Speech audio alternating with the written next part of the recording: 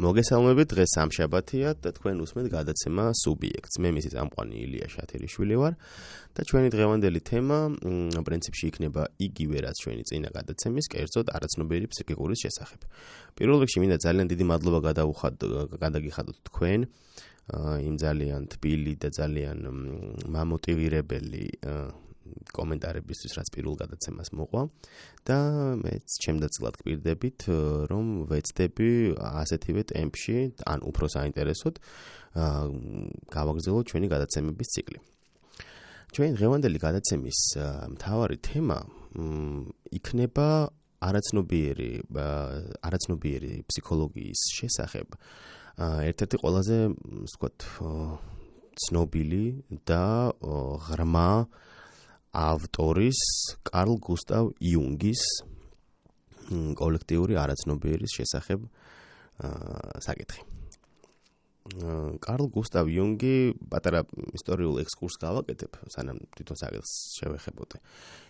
კარლ გუსტავ იუნგი იყო ფროიდის მოწაფე და ფროიდი მას, ასე ვთქვათ, როგორც მის მემკვიდრეს ისე აღიქვამდა, ძალიან დიდი მედებს ამყარებდა. ძალიან ახლო მეგობრობა ჰქონდათ. ამას გარდა იუნგი იყო პირველი, ასე ვთქვათ, ფსიქოანალიტიკოსთა საერთაშორისო ასოციაციის პრეზიდენტი და საკმაოდ, ასე ვთქვათ, ძალიან საინტერესო ადამიანი, ბევრი რომ აღარ ვილაპარაკოთ. ახლა შევეხოთ უშუალოდ მის შემოქმედებას. მაშინ, როდესაც ფროიდის ცნობილი სიზმრების ახსნა გამოვიდა, ანუ 1900 წელს, იუნგი ამ დროს მუშაობს ბიურგჰოლცის ფსიქიატრიული საავადმყოფოში, საავადმყოფოს მთავარი ექიმის ევჟენ ბლოილერის ასისტენტად. და ყოველთვის იყო გატაცებული ისეთი თემებით, ანუ არა მარტო ფსიქოლოგიით, რასაც ფსიქოლოგია იმ პერიოდში მოიცავდა, არამედ ისეთი საკითხებით, როგორიც არის, ვთქვათ, რელიგია, ტელეკინეზი, მისტიკა, მითოლოგია, ისტორია და შეიძლება ითქვას, რომ მის აი ამ მრავალმხრივ ინტერესებში ძალიან დიდი როლი სწორედ მისმა ოჯახმა შეასრულა. იუნგი დაიბადა პროტესტანტი მღვდლის ოჯახში და ასე ვთქვათ, გარანტირებული ჰქონდა ის, რომ რელიგიის შესახებ გარკვეული წარმოდგენა ღრმა ბავშვობაშივე ექნებოდა. მინდა გითხრათ, რომ საკმაოდ უცნაური ბავშვი იყო, ძალიან ჩაკეტილი, უყვარდა მარტოს თამაში და ხშირად თამაშობდა, როგორც თვითონ აღნიშნავს, მის სოფელთან ახლოს მდებარე სასაფლაოზე. საფლავების თვალიერებით და საფლავებთან უცნაურ დიალოგშიც იმყოფებოდა ხშირად. ზოგადი სურათი გასაგებია, ჩვენ გვაქვს ტიპიურ ინტროვერტ, ერთი შეხედვით არანორმალურ ბავშვთან. თუმცა როგორც მოგვიანებით გაირკვა, ეს ჩაკეტილი და გამოგონილ სამყაროში მცხოვრები პატარა ბიჭი მე-20 საუკუნის ერთ-ერთი ყველაზე დიდი მოაზროვნე გახდა. მაშინ, როდესაც ფსიქოანალიზი ნელ-ნელა მომხრეებს იკრებს, საკმაოდ დიდ გავლენას იყალიბებს როგორც ევროპაში, ასევე შეერთებულ შტატებში, იუნგი წერს თავის სადისერტაციო ნაშრომს შემდეგი სახელწოდებით ოკულტური ფენომენების შესახებ ფსიქოლოგიაში, ფსიქოპათოლოგიაში. ანუ პრინციპში სათაური უკვე მიგვანიშნებს მის მრავალმხრივ ერუდიციას და ასე ვთქვათ, იმის უნარს, რომ გარკვეული ერთი შეხედვით ფიზიკური, ნერვული, ასე ვთქვათ, მოვლენა ახსნას მისტიკური ერთი შეხედვით ისტორიული, გნოსტიკური ტექსტით.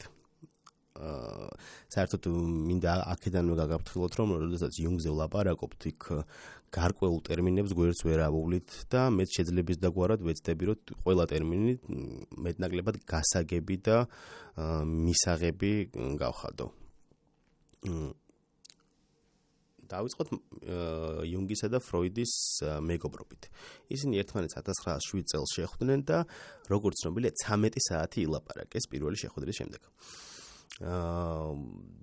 დამეგობრდნენ, ძალიან ხშირი მიმოწერა ჰქონდათ, როგორც მოგეხსენებათ, ფროიდი და გატაცებული იყო სიზმრების ანალიზით და სიზმარი იუნგისთვის ერთ-ერთი ყველაზე უფრო მნიშვნელოვანი მოვლენა იყო და აი ამ მიმოწერებში ძალიან ხშირად ერთმანეთის სიზმრებსაც აანალიზებდნენ. როგორც მოგვიანებით იუნგი თავის ინტერვიუში განაცხადებს, აი ამ მიმოწერამ და ურთიერთ სიზმრების ანალიზმა ძალიან დიდი გამოცდილება შეძინა მას. თუმცა მოხდა ისე, რომ თეორიული უთანხმოება მოუვიდათ. როგორც ჩვენ წინა გადაცემაში ვთქვით, ფროიდი არაცნობიერს ერთმნიშვნელოვნად სექსუალურ ბუნებას მიაწერდა და თვლიდა, რომ აი ამ თუ კი სექსუალობას მოხსნით, ფსიქოანალიზი თავის აზრყელს დაკარგავს და რეალურად ის მეცნიერება ვერ იქნება, როგორცაც მას ფროიდი ხედავდა. და სწორედ აი ამაში იყო მათი უთანხმოების მთავარი მიზეზი, რომ იუნგი არ თვლიდა, რომ არაცნობიერია მაინც და მაინც სექსუალური ხასიათის არის. კი, სექსუალობა მნიშვნელოვანია, თუმცა არის კიდევ უფრო ღრმა ასე ვთქვათ მომენტები არაცნობიერში, რაც მხოლოდ სექსუალობით არ აიხსნება. მაგალითად, როგორ უნდა ავხსნათ ესეთი ერთი შეხედვით პარანორმალური მოვლენები, როგორიც არის დედამიწის ერთბოლოში მომხდარი მოვლენა, ამავე დროს დედამიწის მეორე ბოლოში რაღაცა სხვა შედეგს იწვევს. 1910-იან წლებში ძალიან ცნობილი ფიზიკოსი და გამოგონებელი ნიკოლა ტესლა გვიყვება, რომ როდესაც მას დაესიზმრა ციდან ჩამომავალი ოქროს ანგელოზი, გამოგვიძებისას მიხვდა, რომ დედამისი გარდაიცვალა და დიახ, სწორედ იმ მომენტში, როდესაც ტესლას ეძინა, სერბეთში დედამისმა სული დალია. და იუნგი სწორედ აი ესეთი შემთხვევებით იყო გატაცებული და სწორედ აი ესეთ შემთხვევებს ცდილობდა, რომ ესეთი შემთხვევები აეხსნა ფსიქოლოგიის ენაზე. და ხა თქვენ თუნდაც კარგად ხვდებით, რომ მსგავსი შემთხვევების სექსუალური ბუნებით ახსნა ცოტა არ იყოს დაუჯერებელია, რომ აღარაფერი ვთქვათ პრიმიტიულზე. აქვე მინდა დავამატო, რომ ფროიდის თეორიაში არაფერია პრიმიტიული, უბრალოდ იუნგის პერსპექტივით რომ შეგახედოთ, არსებობს რაღაცა მოვლენები, რაც გამორიცხულია ახსნათ მხოლოდ იმითი, რომ გარკვეული სექსუალური ტოლოები მაწუხებს. უნდა ქონდეს რაღაცა უფრო ღრმა და უფრო სერიოზული მიზეზები. და აი ამ მიზეზებად იუნგი არაცნობიერს და აი ამ მიზეზად იუნგი ასახელებს შემდეგს, რომ არაცნობიერის ბუნება უპირველეს ყოვლისა ეს არის რელიგიური ბუნების მქონე. იგი და არ ერიდებოდა, მინდა გითხრათ, ისეთი ტერმინების ხმარებას, როგორიც არის მაგალითად სული და ხა თქვენ წარმოიდგინეთ მაშინდელ რაციონალიზმით გაჯერებულ ავსტრია-უნგრეთში, სადაც სული კი არა და ყველაფერი რელიგიური გვერდზე გატანილია და უცებ, ასე ვთქვათ, ფსიქოანალიტიკოსი თამამად იწყებს ლაპარაკს იმაზე, რომ დიახაც სული არსებობს და არა თუ არსებობს, არამედ ის მეცნიერების მთავარი დაკვირვების ობიექტი უნდა იყოს. და სწორედ აი ამ მიზეზების გამო ფროიდთან როგორც პროფესიული, ისე პირადი ურთიერთობაც გაწყდა. და იუნგი, როგორც თვითონ აღნიშნავს, მის ავტობიოგრაფიაში დარჩა სრულიად მარტო. და sakmod მძიმედ გადაიტანა მან ფროიდთან, ასე ვთქვათ, დაცილება, იმიტომ რომ ძალიან ახლო ურთიერთობა ჰქონდათ, ძალიან ის როგორც მამას ისე მამას და როგორც უფროს ძმას, უფროს მეგობარს ისე აღიქვამდა და რა თქმა უნდა, ესეთი ახლო ადამიანის დაკარგვა ძალიან მძიმე კვალს ტოვებს ნებისმიერ ადამიანში, ხო და განსაკუთრებით იუნგში, რომელიც მინდა გითხრათ ძალიან გრძნობიარე და ძალიან ასე ვთქვათ თვით დაკვირვების საკმაოდ კარგი უნარი ჰქონდა და რა გასაკვირია, რომ ესეთ ადამიანზე საკმაოდ მძიმედ დატოვა კვალი ესეთმა უარყოფითმა მოვლენამ. და სწორედ აი ამ პერიოდში, როდესაც იუნგი მარტოა, იგი იკეტება და როგორც თვითონ აღნიშნავს, იწყებს ასე ვთქვათ კონფრონტაციას, ანუ რაღაც უპირისპირდება, იძირება თავის არაცნობიერში. და იწყებს თავისი არაცნობიერის გამოკვლევას. კერძოდ ის იწერს იმ სიზმრებს, რომელიც მას იმ პერიოდში ესიზმრება, იმ იდეებს, რომელიც მას იმ პერიოდში მოსდის. ოჯახის წევრები ხშირად ამბობდნენ, რომ ის ხშირად დადიოდა თავის ბაღში და ელაპარაკებოდა წარმოსახვით მეგობრებს. აი ამ წარმოსახვეთი მეგობრების ნალაპარაკები ჩანიშნული აქვს და საბოლოო ჯამში გამოვიდა 600 გვერდამდე საკმაოდ სერიოზული. ნაშრომი არ შეიძლება ამას უწოდოთ, მაგრამ დღიური, დავარქვათ ამას რაღაცა, ფსიქოლოგიური დღიური ადამიანის და მინდა გითხრათ, რომ ეს დღიური ძალიან დიდი ხნის განმავლობაში არ იბეჭდებოდა იუნგის პირადი პოზიციების და გამო. ეს დღიური, რომელიც გამოიცა პირველად 2009 წელს, წითელი წიგნის სახელით არის ცნობილი და მასში არის იუნგის აი ის სიზმრები, ის ხილვები, ასე ვთქვათ, თვითდაკვირვების ყველა ის მონაცემი, რაც მან იმ პერიოდში განიცადა. და საკმაოდ მინდა გითხრათ, ძალიან საინტერესო ნამუშევარია. გამომდინარე იქიდან, რომ იქ არ არის მარტო ტექსტი, ანუ სიტყვებით, ხო, იქ არის იუნგის ნახატებიც, ანუ რას ხედავდა, ისინი ჩახატული აქვს და რამდენიმე მინდა გითხრათ, საკმაოდ ესეთია, საშიშიც კია. და თვითონაც აღნიშნავდა იუნგი, რომ იმ პერიოდში დარწმუნებული ვიყავი, რომ ჭუიდან შევიშლებოდიო. და ოჯახის წევრებიც რაღაც ხანდახან ესეთ პარანორმალურ მოვლენებს ასე ვთქვათ, აღიქვამდნენ, მაგალითად რაღაცა ღამე ვიღაცის ტირილი ისმოდა და ასე შემდეგ. ასე თუ ისე საკმაოდ უცნაურ გარემოში უწევდა იმ პერიოდში ყოფნა იუნგს. სწორედ აი ამ უცნაურ გარემოში ყოფნისას, აი თავის არაცნობიერთან შერკინებისას, თუ კი შეიძლება ესე ვთქვათ, იუნგს ესიზრება სიზმარი, რომელიც მის შემდგომ, ანუ იუნგის შემდგომ კარიერაზე წარუშლილ კვალს დატოვებს. როგორც თვითონ წერს, მქონდა სიზმარი, რომ წევარ ლოგინში, ვიღვიძებ და ვარ სახლში, ღამეა. ჩემი ოთახიდან ჩავდივარ ქვემოთ, სარდაფში. და ვიწყებ იქ სიბნელეში, ასე ვთქვათ, ხეტიალს და როგორც იქნა მე მივაგენი გასასვლელს ამ სარდაფიდან. მაგრამ კი ბეადის არა ზემოთ, არამედ ერთი საფეხურებით ჩადეს კიდევ ერთი ანუ ერთი სართულით ქვემოთ. როდესაც ჩავიდა, სიზმარში, როდესაც ჩავდივარ ამ კიბეებზე, აღმოჩნდები პირველყოფილ გამოქვაბულში, რომელიც სავსე არის პირველყოფილი ადამიანის ძვლებით და სხვადასხვა ცხოველების ნარჩენებით. და გამოეღვიძა. და როგორც ნებისმიერი ფსიქოანალიტიკოსი იწყებს სიზმრის ახსნას. კი გასაგებია, სახლი ეს არის ჩემი ყოველდღიური ცხოვრება, ჩემი ცნობიერი ცხოვრება. სარდაფი, ალბათ თქვენ ხვდებით, რომ ეს არის ჩემი არაცნობიერი. ის რაღაც შეუსწავლელი სფერო. მაგრამ აი ეს გამოქვაბული რაღაცაა.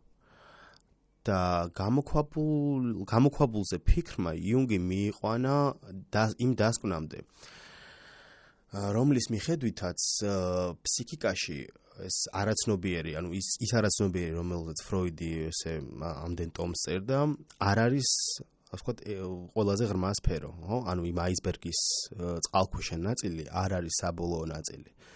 იუნგმა ჩათვალა და ასე ვთქვათ, მისი თეორია დამუშავდა იმ მიმართულებით, რომ ჩემი პირადი არაცნობიერის ქვემოთ, უფრო ღრმა შრეში არის არაცნობიერის ყველაზე უფრო ღრმა და ყველაზე უფრო ასე ვთქვათ, ძველი ნაწილი. ეს არის კოლექტიური არაცნობიერი. კოლექტიური არაცნობიერი, რომელიც, ასე ვთქვათ, თავისი სახელწოდებიდანაც ხვდებით, ყველასთვის საერთოა. ეხლა ბუნებრივია ნებისმიერი ის მსმენელი, რომელსაც იუნგის შესახებ ძალიან ცოტა რამ თუ გაუგია, გაოგნებული იქნება, რას ნიშნავს ყველასთვის ერთია არაცნობიერი. მოდით ეხლა ესეთი ძალიან მარტივი მაგალითი განვიხილოთ. არის ესეთი ძალიან კარგი გერმანელი მომღერალი, მე ძალიან მიყვარს, რაინჰარდ მაი, რომელსაც თავის ერთ-ერთ სიმღერაში ზაივახსამ იყავი ფხიზლად. სიმღერა მთავრდება აი ამ ტექსტით, რომ ქართულად სიტყვასიტყვით რომ თარგმნოთ, გამოვა ვინც სიმართლეს ამბობს, ძალიან ჩქარი ცხენი ჭირდება. და ამ ტექსტამდე აქვს ესეთი რაღაც, რომ თუ სიმართლეს ამბობ, გარეთ დატოვე მოტორი ჩართული. გასაგებია უკვე ეს ქართული ხალხური ანდაზა, მართლის თქმელს ცხენი შეკაზმული უნდა qavdesო. და მინდა გითხრათ, პირველად ეს მოვისმინე, რაღაც გამიკვირდა და რაინჰარდ მეის წარმოშობის შესახებაც კი დავიწყე ფიქრი, რომ მეთქი ვახ, დედა ეყოლება ქართველი, ანუ როგორც გვიყვარს, ხო? მაგრამ ეს არ არის მარტო ერთი მაგალითი. არ ქონია შემთხვევა, როდესაც კითხულობთ რაღაცა უცხოურ ზღაპარს, თქვათ რუმინულ ზღაპარს და ფინალი უკვე გასაგებია თქვენთვის. როგორ დამთავრდება, ხო? იქ რაღაც ბოროტი დედინაცვალი, რომელიც რაღაც შვილებს გააგდებს გარეთ, ამ შვილებს რომელიღაც ცხოველი დაეხმარებათ. ნუ ხო. და აი ესეთი ტიპის შემთხვევები დარწმუნებული ვარ ძალიან ბევრ თქვენგანს შეგხვედრიათ, ქონიათ. მაგრამ მიზეზისთვის თუ დაფიქრებულ ხართ, აი რა შეიძლება ამას აბსოლუტურად ედოს. ხო რა მე მაგალითად როდესაც ამაზე მაქვს ვიღაცებთან ლაპარაკი, შეიძლება მისმე ხოლმე ესეთ პასუხებს, რომ ხო ნუ ეხა ეგ ზოგადი წარმოდგენაა ეგეთი რა. ან მაგალითად ხო ბიჭო აი ხალხური ზღაპრები მაინც ყოველთვის ერთნაირია და ალბათ მაგიტომ. და აი რა ხდის ამ ხალხურ ზღაპრებს ერთნაირს? რატომ არის ესეთი წარმოდგენები ყოველთვის მსგავსი, ძალიან ხშირ შემთხვევაში მსგავსი, ხო? ან მეორნაირად შევხედოთ. შეიძლება ხალხური წარმოდგენები ხშირად მსგავსია, მაგრამ რა ქმნის რა გვათქმევინებს იმას, რომ აი ეს მაინც და მაინც რუმინული ზღაპარია. ან ეს მაინც და მაინც რუსული ზღაპარია, ეს მაინც და მაინც ქართული ზღაპარია. შეიძლება სცენარი მსგავსი იყოს, მაგრამ რაღაცა რუსული, რაღაცა რუმინული, რაღაცა ქართული ელემენტი მასში ყოველთვის არის. ანუ ის რითიც გამოირჩევა, ის ყველა სხვა მსგავსისგან არა. და დარწმუნებული ვარ, ესეთი შემთხვევები ძალიან ბევრს გაქვთ. და სწორედ აი მსგავსი საკითხების სადმე ძალიან დიდმა ინტერესმა იუნგი მიიყვანა ამ დასკვნამდე, რომ არსებობს, ესე იგი, ჩვენ წეგან ვახდენთ კოლექტიური არაცნობიერი, ხო? კოლექტიური არაცნობიერი სავსეა შედგება ძალიან რთული, ერთი შეხედვით საკმაოდ რთული მოტივებისგან, მომენტებისგან და ამ მოტივებს ქვია არქეტიპები. არქეტიპის არის სწორედ აი ეს ზოგადი წარმოდგენა, რაც უძველეს ადამიანებს, ანუ რაც ჩვენს ფსიქიკაში არის დალექილი ჯერ კიდევ 100,000-ობით წლის წინანდელი ადამიანებისგან. ეს არის ჩვენი წინაპრების ხსოვნა, თუ შეიძლება ესე ითქვას, რაღაცა აი წარმოვიდგინეთ ესეთი მომენტი, უფრო მარტივად რო ვთქვათ, თეორია გვერდით გადავდოთ. ჩვენ ვიცით, რომ დედინაცვალი გააგდებს ბავშვებს გარეთ. ბავშვები დაეხეტებიან ტყეში. ბოლოს მათ ეხმარება რომელიმე კეთილი ჩამვლელი, ან რაიმე ცხოველი, მაგალითად გედი, და ისინი ბოლოს ბრუნდებიან სახლში და დედინაცვალი, თქვათ, დაიწვება ცეცხლში, ან ყოველ შემთხვევაში, თქვათ, დედინაცვლისთვის ძალიან ცუდად მთავრდება ზღაპარი და ბავშვებისთვის კარგად. აი, მსგავსი ტიპის სცენარი. წარმოვიდგინეთ, რომ ეს სცენარი, ეს გუშინ არ დაწერილა, არც გუშინ წინ, ეს ყოველთვის იყო. ეხლა წარმოვიდგინეთ ესეთი რაღაცა, რომ ჩვენს ფსიქიკაში, ჩვენ დაბადებიდანვე გვაქვს მსგავსი სცენარები ჩაწერილი და ძალიან ბევრი სცენარი. ეს იქნება არა მარტო ზღაპარი, არამედ მაგალითად ცეკვა.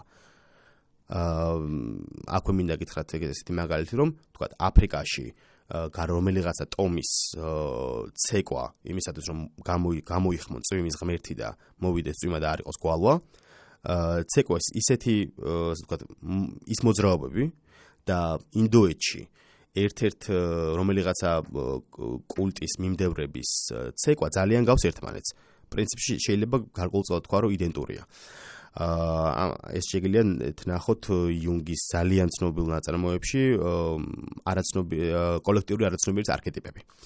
მსმენელებს ვთხოვ მაპატიონ ვერც იმ ტომის სახელს გისახელებთ და არც იმ ცეკვის სახელი მახსოვს, მაგრამ პრინციპი გასაგებია, ხო, რომ ერთი ძალიან შორს ორი ერთმანეთისგან სრულად დაშორებული კულტურა მსგავსი ელემენტით. თან მინდა გითხრათ, რომ ცეკვა ეს არის ის მონაპოვარი, შეიძლება ესე ითქვას, რაც ადამიანს უძველესი დროიდან აქვს, ხო? აი ესეთი მსგავსი მომენტები, რაც თქვა იგივე ცეკვაში, ან ზღაპრებში, ან ცხენი შეკაზმული უნდა მყავდეს ანდაზებში, ხალხური ძველი წარმოდგენები, ხალხური ძველი მოტივები, ხალხური ძველი სცენარები. აი სწორედ ეს არის ის, რაშიც ვლინდებიან არქეტიპები. ეს არქეტიპული წარმოდგენაა. არქეტიპული ცეკვაა, არქეტიპული ზღაპარია. ანუ ზღაპარი, ანუ ცეკვა, ანუ წარმოდგენა, რომელიც ყოველთვის იყო მას მერე, რაც ჩვენ გამოქვაბულიდან გამოვედით. ან შეიძლება მანამდეც კი. და სწორედ აი ესეთი მოტივები, აი ესეთი წარმოდგენები, როგორც უკვე ვთქვი, დაბადებიდანვე ჩვენთან დააყვება და ჩვენი ცხოვრების განმავლობაში ყოველთვის თან გვხვდებს. ალბათ ამიტომაც არის შეიძლება ითქვას, რომ ამიტომ გვესმის სხვა სხვა ხალხური ზღაპრების კარგად. მინდა გითხრათ, რომ მუსიკაც ერთ-ერთი ასე ვთქვათ არქეტიპული წარმონაქმნი არის. წარმონაქმნი ამ შემთხვევაში ჭყალებში რომ წარმოვიდგინოთ, იმიტომ რომ მუსიკა და ცეკვა, საერთოდ ხელოვნება ხო ეს საერთაშორისო ენა არის, რა თქმა უნდა, და არა ინგლისური. ანუ სრულიად სულ ერთი არის, საიდან იქნება მხატვარი, ხო? ჩვენ როცა მის ნახატს ხედავთ, რაღაცა გარკვეული აზრი გვებადება. ჩვენ უკვე ხედავთ, რომ გამოცდილი ხელოვნებაცონე ხედავს, რომ აი ის იმ რაღაცა ზოგად წესებს, ხო? რითაც ეს ნახატია აგებული. იქ ფერია, იქ პერსპექტივაა, იქ რაღაც. მაგრამ ჩვეულებრივი, აი ქუჩაში გამლული რომ გავაჩეროთ და ვანახოთ რომელიღაცა ფილიპინელი მხატვრის ძველი ფილიპინური ნახატი რომ ვაჩვენოთ, ისიც რაღაც დასკვნებს გააკეთებს. და მისთვის რაღაცა გასაგები იქნება. და გასაგები იქნება სწორედ იმიტომ, რომ აი ეს კოლექტიური არაცნობიერი, რაც ჩვენში დევს, ზუსტად ისევე მოქმედებს ფილიპინელთან, ზუსტად ისევე მოქმედებს თქვა დანიელთან და ზუსტად ისეთივენაირად მოქმედებს პერუს რომელიღაცა ტომის ინდიელთან. ანუ ჩვენ საბოლოო ჯამში რაღაცა საერთო წარსულის მქონენი ვართ.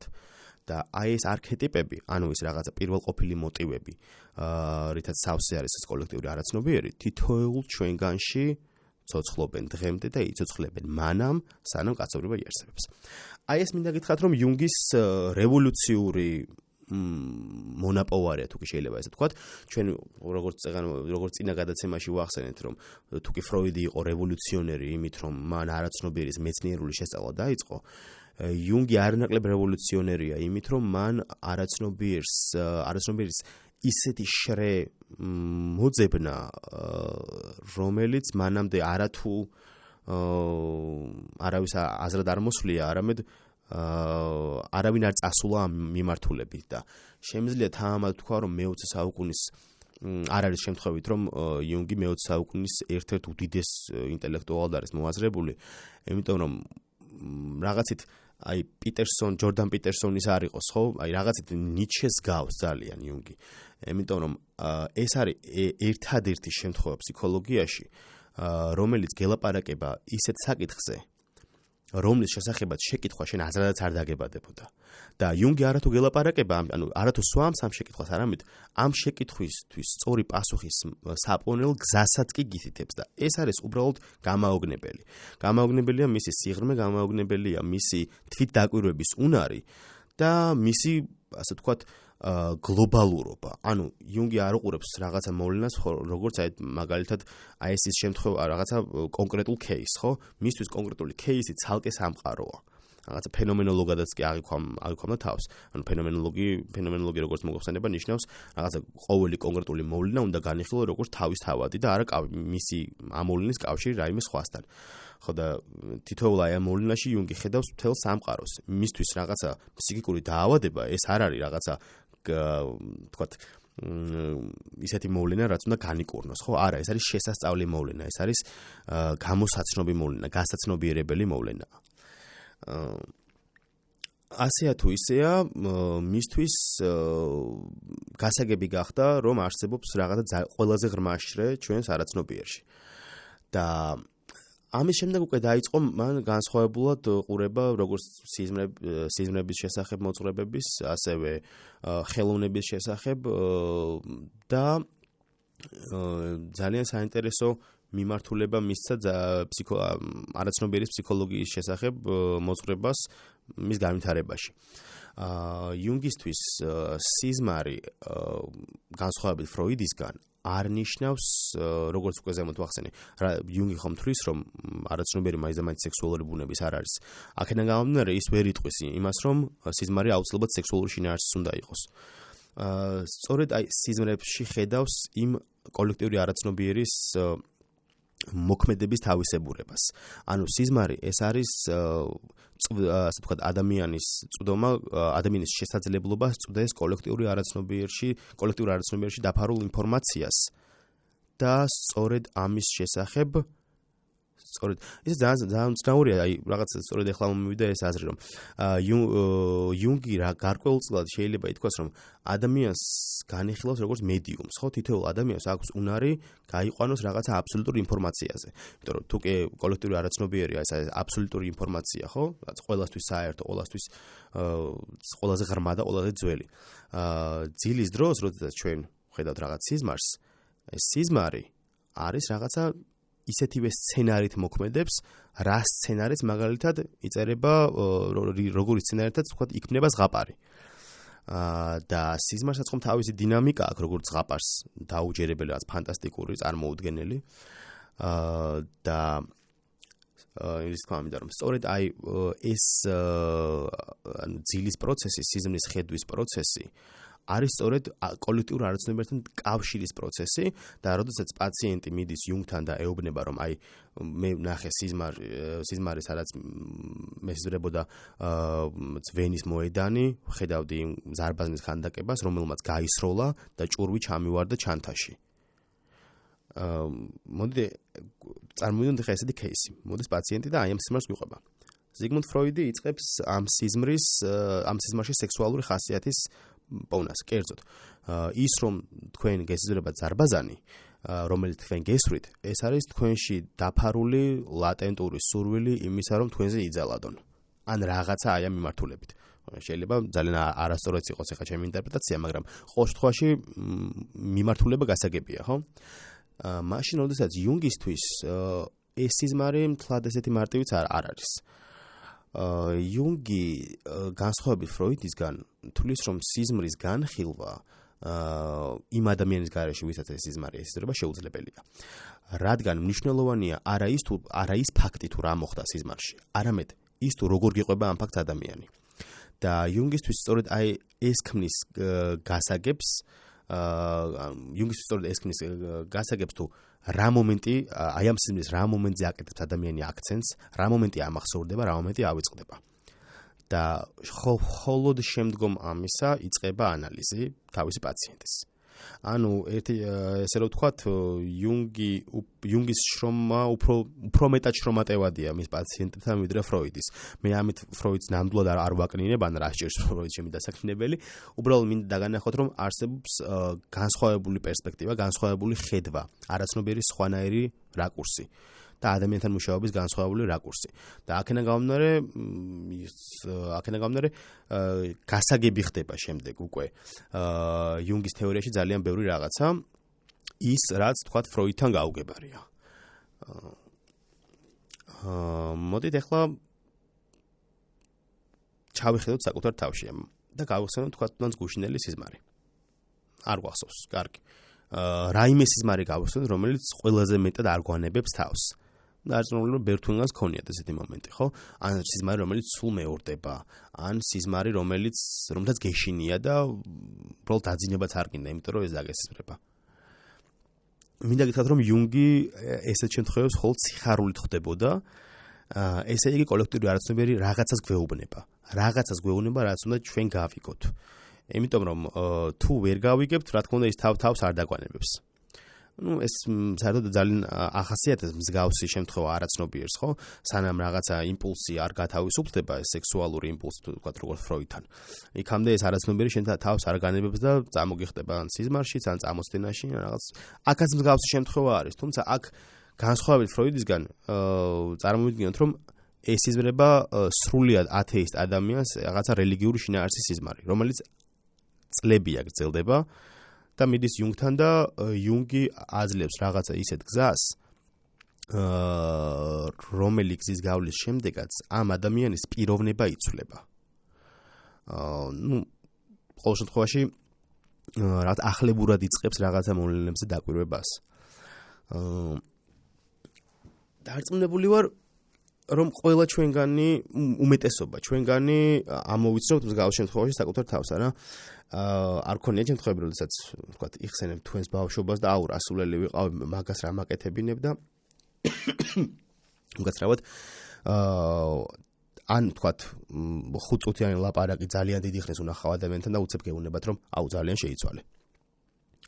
ეს მართლაც ასეა, ყველა თითოეული ჩვენგანი ვიცვლებით და ამაში იუნგი ხედავდა ანუ არა მხოლოდ დარვინისეულ თეორიას, არამედ კოლექტიური არაცნობიერის მოქმედების თავისებურებასაც. კერძოდ, ჩვენ უკვე ვთქვით, რომ კოლექტიური არაცნობიერი არქეტიპებისაგან შედგება. იუნგისთვის ერთ-ერთი ყველაზე საინტერესო არქეტიპი ეს არის გერმანულად ეს ჟღერს როგორც selbst არქეტიპი, ანუ selbst თვითონობის არქეტიპი. იუნგი თვლის, რომ იმისათვის, რომ ადამიანმა თავისი ცხოვრების გზა გაიაროს, აუცილებელი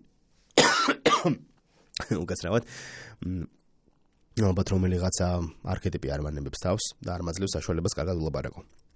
ესეც გასაგებია ალბათ ცნობილი გამოცდილი იუნგიანელები მიხვდებით რაც ვიგულისხმე. ადამიანის ცხოვრების განუყოფელი ნაწილია ყველაზე რთული პროცესი იუნგის თეორიაში, რომელსაც ქვია ინდივიდუაციის პროცესი. ინდივიდუაციის პროცესი ეს არის წარმოვიდგინოთ შემთხვევა, როდესაც ადამიანმა უნდა იპოვოს საკუთარი თავი, გაიაროს რაღაცა გზა. იუნგისთვის თვითონობის არქეტიპი ეს არის რაღაც სიმბოლო გამთლიანების, ერთიანობის, სისრულის, სრულყოფილების. მე მგონი ყველა ადამიანს უნდა ხო რაღაც საკუთარი თავი იპოვოს ამ ცხოვრებაში. ყველა ჩვენგანი ვთქვათ რაღაც ძალიან ბევრი ჰობი გვაქვს, ხო? ძალიან ბევრი ვთქვათ კარიერული გეგმა გვაქვს, ძალიან ბევრი სურვილი გვაქვს და ეს ყველაფერი რისთვის? რაღაც გარკვეულწილად ჩვენ ვეძებთ ჩვენ საკუთარ თავს. რანი ვართ, საით მივდივართ და როგორები გვინდა რომ ვიყოთ. დაახლოებით მსგავსი პროცესი არის ინდივიდუაციის. ესეთი მითია არსებობს. უბრალოდ ალქიმიურ ტექსტში არის მოცემული ესეთი მითი. რომ ოდესღაც როდესაც პირველი ადამიანი ჩამოვარდა კოსმოსიდან, ის გადაიქცა მატერიად და დაიშალა მთელ სამყაროში. და დღემდე ეს დაშლილი მატერიის ნაწილები ცდილობენ რომ ერთმანეთი მონახონ, რომ ისევ აიწყოს ის პირველი ადამიანი. ეს ბუკვალურად არ უნდა გავიგოთ გამომდინარე იქიდან რაც წეგან ვილაპარაკე. იუნგისთვის ბუკვალურობა არ არის იმდენ მნიშვნელოვანი, რამდენადაც სიმბოლურობა. რისი აღმნიშვნელი შეიძლება იყოს ეს მითი. სწორედ ინდივიდუაციის პროცესის გაგება გვეხმარება აი ამ მითის კარგად გააზრებაში, რომ ჩვენ მთელი ჩვენი ცხოვრების განმავლობაში ვეძებთ რაღაცა ნაწილებს, ვეძებთ რაღაცა გამოცდილებებს, ვეძებთ ვიღაცას, ვეძებთ რაღაცა აქტივობებს, რომ შევივსოთ, გავთლიანდეთ და საკუთარი თავი, ასე ვთქვათ, რაღაცა მომენტში სრულყოფილად შევიგრძნოთ. სწორედ აი ამ მომენტს ემსახურება თვითონობის არქეტიპი. ის ასე ვთქვათ, თვითონობის არქეტიპი და ინდივიდუაციის პროცესი, ის ასე ვთქვათ, გვეხმარება წარმართოთ ჩვენი გზა ისე, რომ საბოლოო ჯამში ერთი მთლიანი ვიყოთ.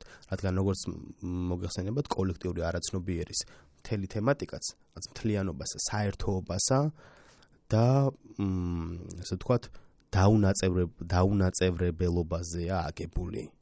ამიტომ იუნგისთვის არ არის გასაკვირი, რომ მთლიანობა რაღაც განსაკუთრებული მნიშვნელობის უნდა ყოფილიყო. აქვე არ მინდა გამომჩეს ერთი ძალიან მნიშვნელოვანი მომენტი იუნგთან. მე როგორც გითხარით, იუნგი არ ერიდებოდა ისეთი ტერმინების თქმას, როგორიც არის სული, როგორიც არის მაგალითად ტელეკინეზი და ასე ვთქვათ, პრინციპში ისეთი მომენტები, რაც თუნდაც არათუ მაშინ დღესაც კი ზღაპრად და შარლატანობად აღიქმება. არ არის გასაკვირი, რომ სწორედ ესეთი მოვლენების მიმართ ჰქონდა განსაკუთრებული ინტერესი. გამომდინარე იქიდან, რომ მოკლედ ძალიან ძნელად შეხვდება თქვენ ფსიქოლოგიაში ისეთი დიდი თეორეტიკოსი, რომელიც მსგავსი საკითხებით არის გატაცებული.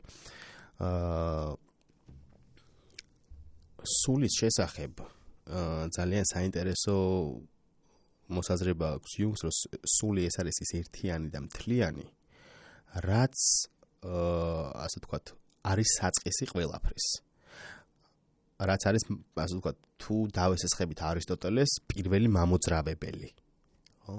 ანუ ეს ანტიკური სამყაროს აზროვნება იუნგში საკმაოდ ხშირად შეგვხვდება და ალბათ ამიტომაც არის ის, რომ ძალიან გვიტაცებს ძალიან ბევრს და ზოგჯერ არც გვანებებს თავს.